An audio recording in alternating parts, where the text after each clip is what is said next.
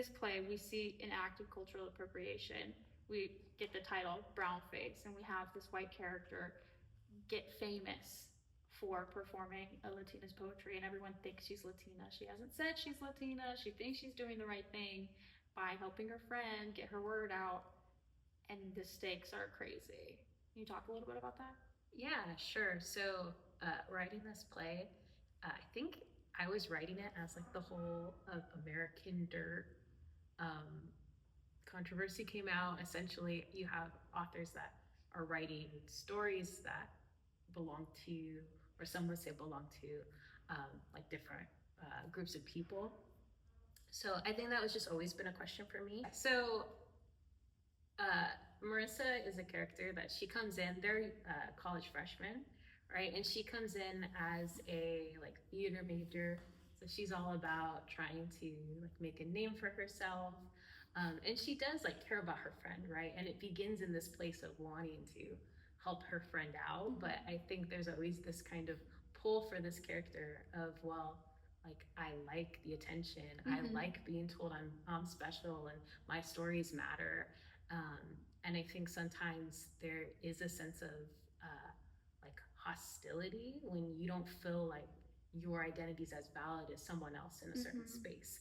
And I think where Marissa kind of crosses into this place of truly being the antagonist of the story is when she doubles down on that. Yeah.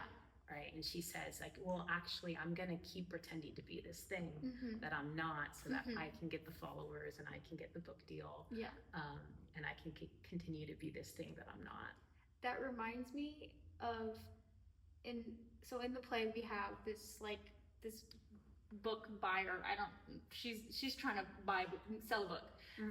Try to get Marissa to contribute to this book.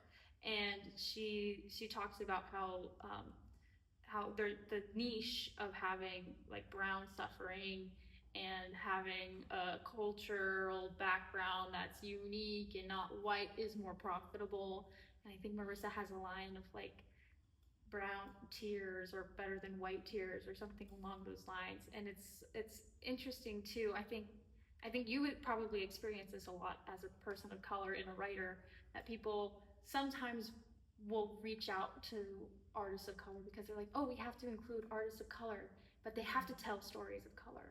And I think that character kind of gives us that an outlet to kind of see where that, we don't explore it too much, but we kind of get an inkling of like, oh, people only want to see brown people if we can pity them or whatever. No, I think that's really interesting because, yeah, we see kind of how Marissa deals with that, but then it kind of mirrors how Gracia feels too. Like, how can I, carve any kind of space for myself, like as an artist? Like, am I just also doing the thing where I'm just profiting off of this idea of brown suffering as well? So yeah, I think it's like a continuous like tug and pull between the two characters and their whole kind of space. Yeah.